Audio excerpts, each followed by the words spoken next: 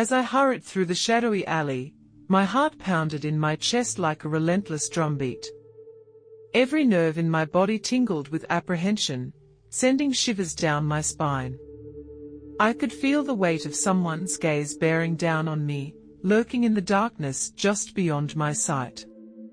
With each step, the narrow passage seemed to close in around me, suffocating me with its silent threat. My breath came in short, ragged gasps as I quickened my pace, the urgent need to escape consuming my thoughts. At that moment, I knew I was being hunted, and I had to find a way out before it was too late. "What do you mean she's moving in tomorrow?" I asked Adam, my voice barely containing the shock and anger. Adam didn't even flinch. "It's decided, Emily. Mom's coming to live with us." "It makes sense, especially now." "How can you make such a decision alone?" I countered, feeling the walls of our home closing in on me. "What about our plans?" He had that all-knowing look, the one that always set me on edge. "We'll convert your home office. It's the only logical solution." "My office, Adam. That's my space, my sanctuary," I protested. "You don't really need it," he said dismissively. "Besides, I pay the rent here, $3,000 a month. That gives me a say in how we use the space." I was stunned. This house, the one my parents had passed down to me, now felt alien, controlled by Adam's financial hold over it. "But this is my family home," I whispered more to myself than to him. Adam's voice was cold, devoid of the warmth I once fell in love with. "Your family home or not, I'm the one footing the bills now. Get your stuff cleared out by tomorrow." That night, I couldn't sleep. The realization that our marriage was a facade built on the shaky grounds of financial power and silent submission hit me hard. The next morning, I woke up to the sound of my office being emptied. Marion, Adam's mother, arrived with her suitcases, an unwelcome guest in my own home. In the days that followed, the tension escalated. Marion's presence was overbearing. She rearranged the kitchen, criticized my cooking, and worst of all, she had this way of subtly belittling me in front of my daughter, Lily. Adam became more distant. His conversations were curt, his nights late. Our home, once filled with laughter and shared dreams, now echoed with unspoken resentments and forced politeness. One evening, I overheard Adam and Marion discussing finances. "Emily doesn't contribute much anyway," Marion scoffed. "She should be grateful we are letting her stay." I felt a surge of anger. This was my family home, a place of cherished memories, now being reduced to financial transactions and power plays. The next morning, I confronted Adam. "I want to talk about the rent," I said, my voice steady despite the turmoil inside. "This was my family's home. I never agreed to pay rent," I continued. Adam's response was a mix of arrogance and indifference. "Well, things change, Emily. I'm paying the bills, so technically, it's more my house than yours now." That was the moment I knew our marriage, a delicate balance of love and compromise, had crumbled under the weight of control and disrespect. I called my father, Samuel, my voice shaking. "Dad, I need your help. It's about Adam." As I hung up, I realized that this was just the beginning. I wasn't going to let Adam and Marion turn my life into their dominion. They might have underestimated me, thinking I'd crumble under their control, but they were wrong. I was my father's daughter, and I knew a thing or two about standing my ground. Sitting in the empty room that used to be my office, I couldn't help but reminisce about the early days with Adam. We were like two pieces of a puzzle, fitting perfectly with our differences. But now, those differences were tearing us apart. I remembered our first date, how Adam's laughter had echoed in the autumn air, how he had looked at me as if I was the only person in the world. It was hard to reconcile that memory with the man who had just usurped my family home. My phone buzzed, pulling me back from the past. It was a text from my father, Samuel. "I'll take care of it. Meet me at the shop tomorrow." Samuel's auto repair shop had been a staple of my childhood. It was more than a business. It was a testament to his hard work and dedication. Much like our family home, that shop held memories of a life once filled with warmth and togetherness. The next day, I walked into the familiar scent of oil and metal. Dad was under a car, his hands expertly moving as he worked. "Dad," I called out. He slid out, wiping his hands. "Emily, let's talk in the office." The office was a small room filled with trophies from car shows and framed photos of our family. It was a capsule of happier times. "I can't believe Adam is doing this," Dad said, his eyes reflecting a mix of anger and concern. "I know, Dad," I sighed. "I think it's time for some payback." Dad nodded, a determined look crossing his face. "What do you have in mind?" "I want Adam and Evelyn out of the house, but I want to do it legally. Make them feel the pinch of their actions," I replied. Dad leaned back in his chair, pondering. "We can draw up a rental agreement, hike up the rent, make it impossible for them to stay." I felt a mix of relief and apprehension. This was the first step in reclaiming my life, but it also meant declaring war on Adam and Evelyn. "Let's do it," I said, the resolve in my voice surprising even me. Over the next few days, Dad and I worked on the rental agreement.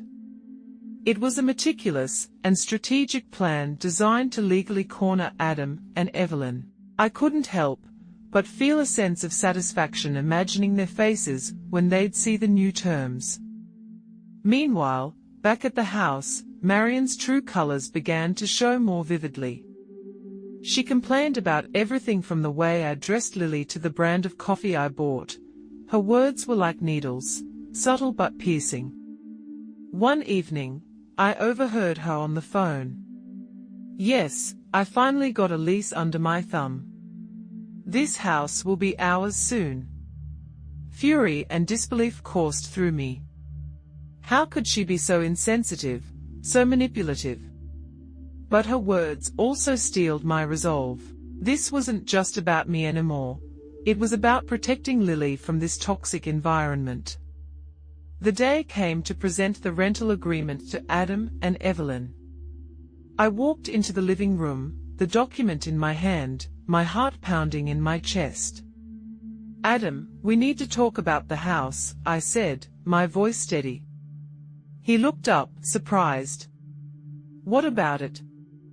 I handed him the document. "It's the new rental agreement. You need to read it." As Adam's eyes scanned the pages, I saw a range of emotions flicker across his face: confusion, disbelief, and finally anger. "This is absurd. The rent's been raised twofold," he exclaimed, his face turning red, his anger palpable. "Yes," I replied, meeting his gaze. "It's the market rate for this property. If you can't afford it, you'll have to find somewhere else to live." The days following the presentation of the rental agreement were a blend of silent battles and open confrontations. Marion's true nature, once hidden under a veil of polite intrusion, now emerged in full force. One evening, as I was setting the table for dinner, Evelyn entered the kitchen, her eyes quickly scanning the room. "This is what you call dinner," she scoffed. "Back in my day, we knew how to provide for our families properly." "It's healthy, and Lily likes it," I replied, clenching my teeth, forcing a polite smile. Children don't know what's good for them, it's up to us to teach them. Clearly, you lack that understanding, she retorted. Her words stung, but I remained composed. As the days went by, Marion's presence became more oppressive. She criticized my parenting, my housekeeping, and even my choice of clothes. It was as if she was deliberately trying to provoke me. One afternoon, I returned home to find Lily in tears, and Evelyn sitting calmly in the living room reading a magazine. What happened? I asked, rushing to comfort my daughter. Your child is just being fussy as usual, Evelyn replied without looking up. I don't have the patience for such nonsense. Later that week, I had a meeting with a potential client for my small business. Evelyn, could you please watch Lily for a couple of hours? I asked, hoping for a bit of cooperation. Fine, but make it quick. I have plans later, she replied, annoyance evident in her expression. Upon returning from the meeting, I found Lily once again in distress, and Evelyn was nowhere in sight. After calming Lily down, I confronted Evelyn. Where were you? I trusted you to look after her, I said, my frustration evident. I had to step out for a bit, she was sleeping anyway. What's the big deal, she replied, rolling her eyes. The big deal was that Marion's selfishness was now affecting Lily's well-being, and my patience had reached its limit. The next morning, I sat down with Adam. It's time for your mother to go, I said, my tone firm and resolute. Adam looked at me incredulously. What do you mean? She's staying, she's my mother. I don't care, I replied, my voice unwavering. She's toxic, and she's not welcome in our home anymore. Adam stormed out of the room, slamming the door behind him, but I felt a sense of relief wash over me. It was time to take back control of my life and my home. With a newfound sense of empowerment, I began to set boundaries with Marion, enforcing the rental agreement and making it clear that her behavior was unacceptable. Slowly but surely, the tension in our home began to ease. Adam still resented my decision, but I stood my ground, knowing that it was the right choice for me and for Lily. As time passed, Marion eventually left our home, her departure bringing a sense of peace and relief that had been absent for far too long. With Marion gone, our home once again became a sanctuary, a place of warmth and love where Lily could thrive and grow. I had reclaimed my power, and with it, my sense of self-worth and independence. It wasn't easy, but I learned that sometimes the hardest battles are the ones worth fighting and that true strength lies in standing up for what you believe in. Lily, my most precious treasure, I realized then that Evelyn's contempt for me had spilled over to Lily, and I wouldn't tolerate it any longer. I called my father that night, my voice trembling with a mix of anger and determination. Dad, it's getting worse. She's not just targeting me now, she's neglecting Lily. Samuel's response was swift and resolute. We need to speed up our plan. It's not safe for you and Lily there anymore. The following day, I saw Adam and Evelyn whispering in the living room, their heads closed together in conspiracy. What are you two plotting now?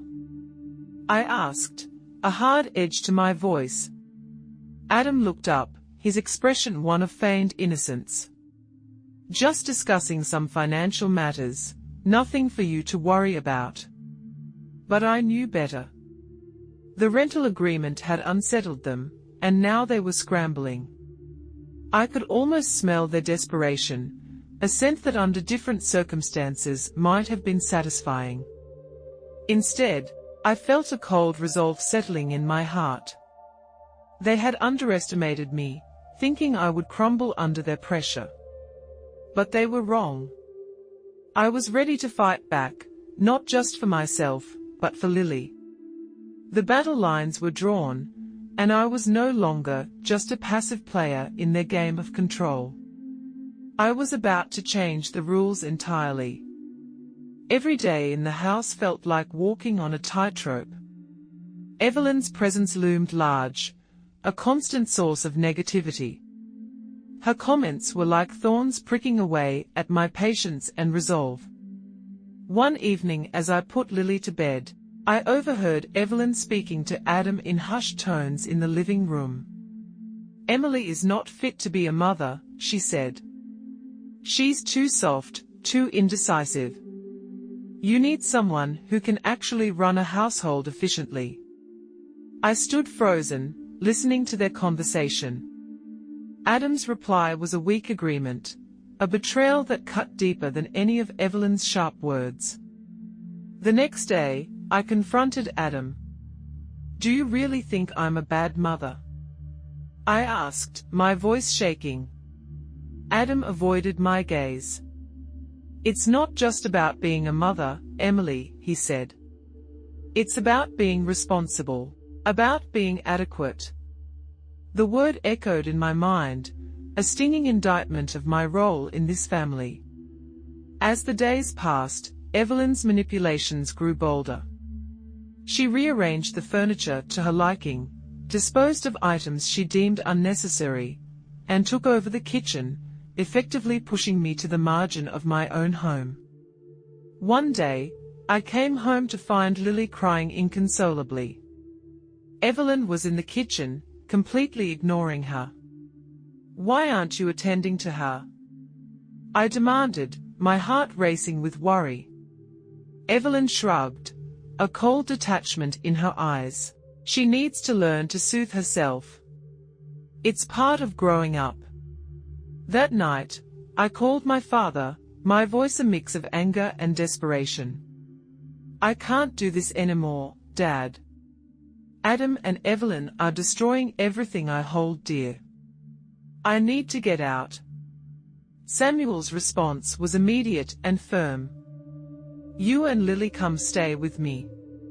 We'll sort this out." I hesitated. Leaving the house meant giving up the fight. But staying meant subjecting Lily and myself to more torment. The decision crystallized the next morning, when I found my personal belongings boxed up in the garage. Evelyn had decided they were cluttering the house. That act of violation was the final straw. I packed our essentials, taking one last look at the home that had once been a haven of love and happiness. As I closed the door behind me, a sense of relief washed over me. I was leaving behind the oppressive walls of that house, but I was also stepping into the unknown. Staying with my father brought a sense of peace I hadn't felt in months. Lily's laughter returned, filling the house with joy. But the battle was far from over. I met with my lawyer to discuss the divorce. "I want full custody of Lily," I stated firmly, "and I want the house back." The lawyer nodded, understanding the gravity of the situation. "We'll build a strong case. You have rights." As the legal proceedings began, I realized this was more than just a divorce. It was a fight for my identity, for my daughter's future, and for justice against the tyranny of Adam and Evelyn. Adam's reaction to the divorce papers was a mix of shock and anger.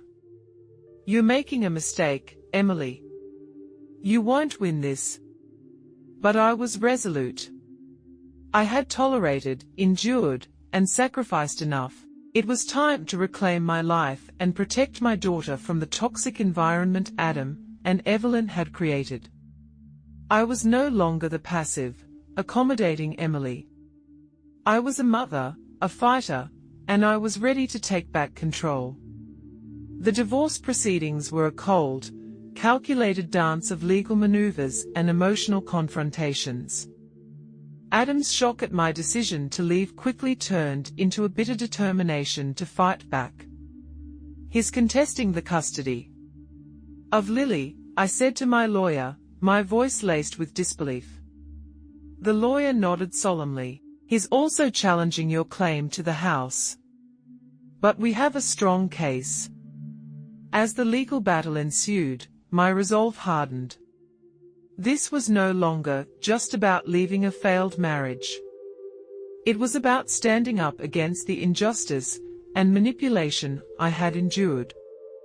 In the midst of this, my father and I finalized our plan for the rental agreement. It was a strategic move designed to legally compel Adam and Evelyn to vacate my family home. One afternoon, I arrived at the house to deliver the new rental terms. Adam and Evelyn were waiting, their expressions a mix of defiance and curiosity. I handed Adam the document, watching his face as he read it. His eyes widened in disbelief. "This is ridiculous. You're increasing the rent to an exorbitant amount." "Yes, Adam," I replied calmly. "That's the market rate for a property of this size and location." Evelyn interjected, her voice shrill with panic. "You can't do this to us, Emily. This is our home." "No, Evelyn," I countered, standing my ground. "This is my family home. You and Adam have made it clear that I'm not welcome here. So if you wish to stay, these are the new terms."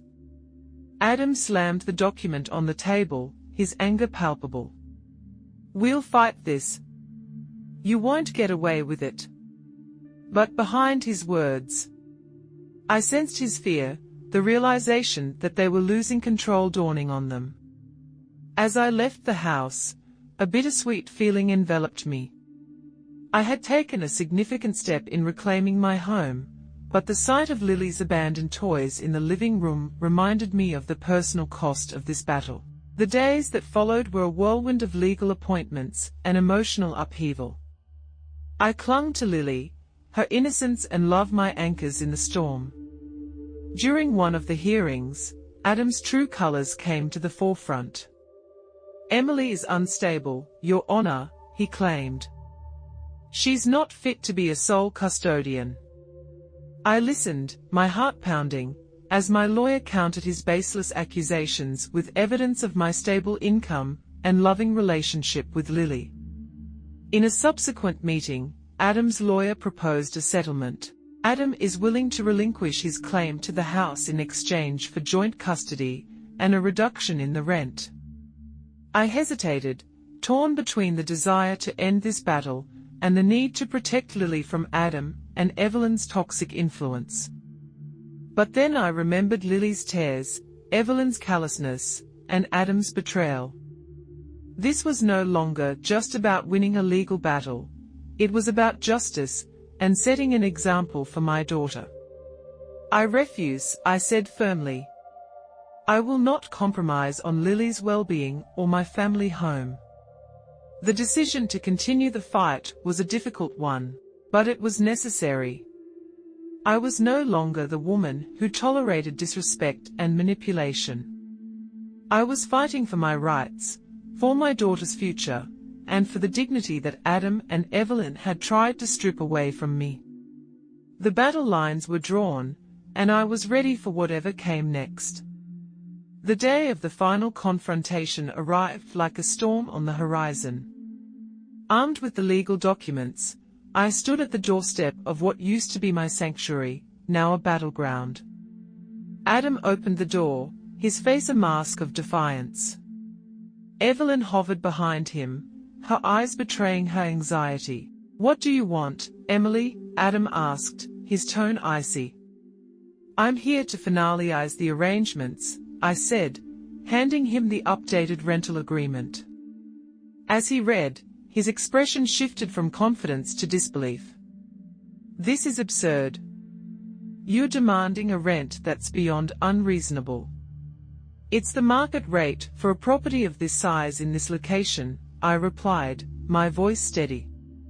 "If you can't afford it, you'll have to vacate." Evelyn stepped forward, her voice trembling. "You can't do this to us, Emily. We have nowhere else to go. That was your choice when you decided to push me out of my own home," I said, meeting her gaze. Adam slammed the document on the table. "We'll see what the court has to say about this. You're not going to get away with trying to evict us from our home. This ceased being your home when you chose to disregard my rights and my feelings," I retorted. The air was thick with tension, the once familiar living room feeling like a foreign land. I looked around, memories flooding back of laughter, of love, of a life that once was. Now it was just a shell housing bitterness and betrayal. As I turned to leave, Evelyn's voice stopped me. "Emily, please. We can negotiate. There must be a way to resolve this." I paused, considering her words. Then, with a resolve that surprised even me, I said, "There's nothing left to negotiate. You made your decision when you chose to side with Adam against me and Lily." With that, I walked out of the house, leaving behind the echoes of a life that no longer existed. The days that followed were a mix of relief and uncertainty. The legal proceedings were grueling, but my resolve never wavered. I was fighting for my dignity, for my daughter, for the justice that had been denied to me. Eventually, the court ruled in my favor. Adam and Evelyn were given a month to vacate the property.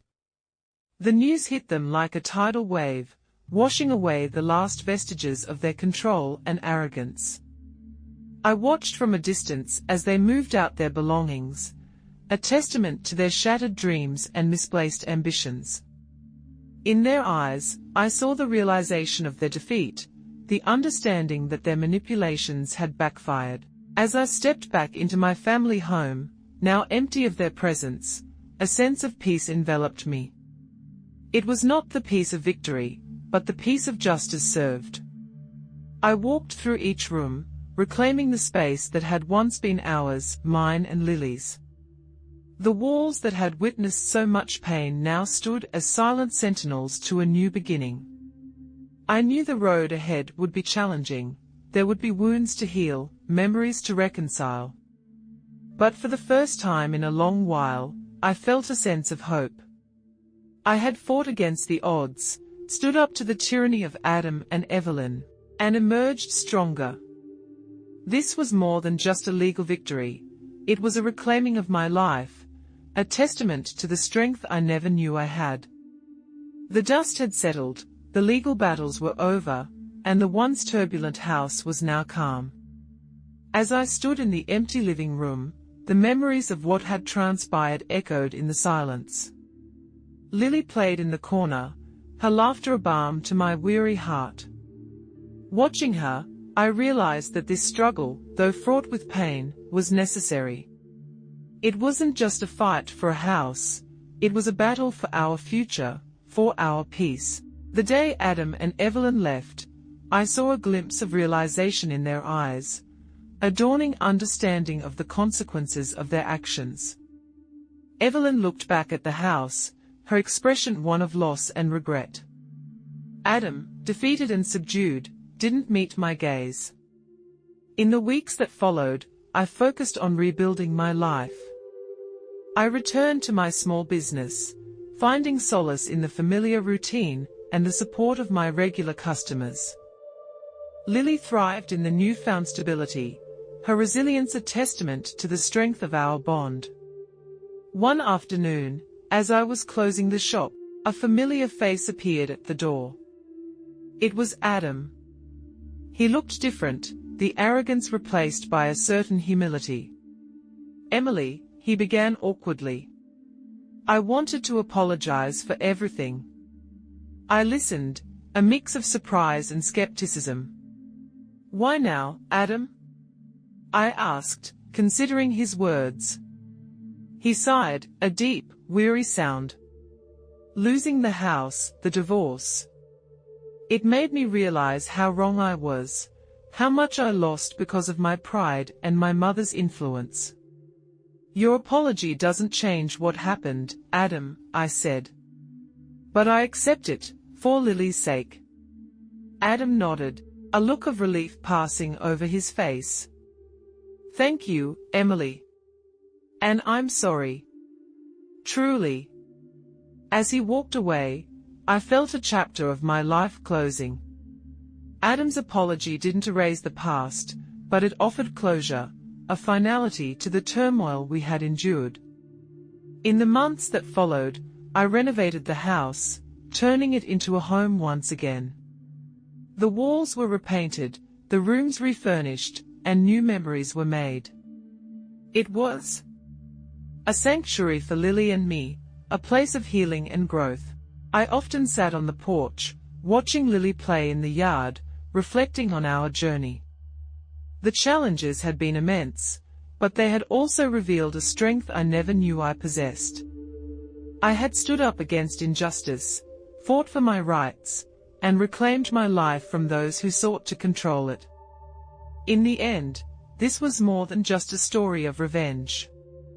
It was a tale of empowerment, of rising above the trials and tribulations to forge a better future for myself and my daughter.